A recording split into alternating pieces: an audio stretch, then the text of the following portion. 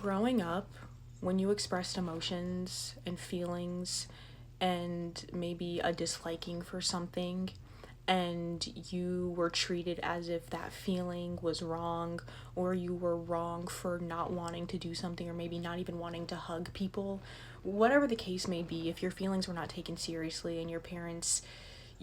didn't actually listen to your needs and your emotions, you start to learn to not trust yourself. You start to learn that your emotions, your intuition, and your bodily sensations cannot be trusted because they're going to lead you to being punished somehow, that they are going to lead you in the wrong direction.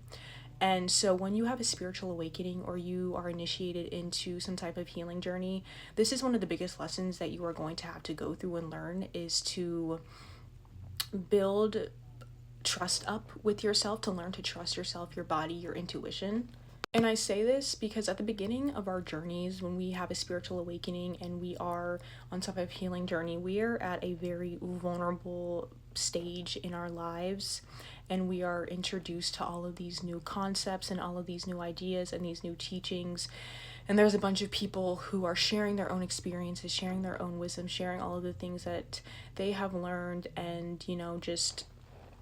sharing their own inner worlds, right? And so when you are at this very vulnerable phase in your journey, you are going to absorb and internalize what other people are saying, what other people believe in, what other people are teaching. And sometimes what other people are sharing, what other people believe in, what other people have learned in their own wisdom is not always for you.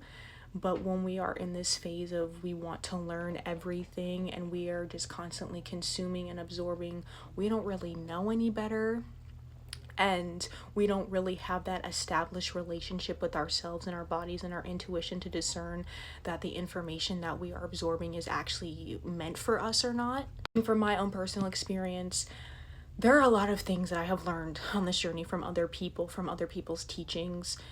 that have helped me be where I am today. But with that being said, on the flip side of that, there are things that I have absorbed, beliefs that I have absorbed from other people on this app that I've also had to unlearn because they were not as beneficial to me or had more of a detriment, which is a little bit dramatic, but than a benefit for me. And I also say this because constantly consuming content around these topics is only going to get you so far. We are not designed to constantly consume content, and constantly consuming content without integration, without reflection, and without nervous system regulation is going to further dysregulate us and drive us a little bit fucking crazy. You are supposed to take what you learn and actually apply it and actually show up. And spirituality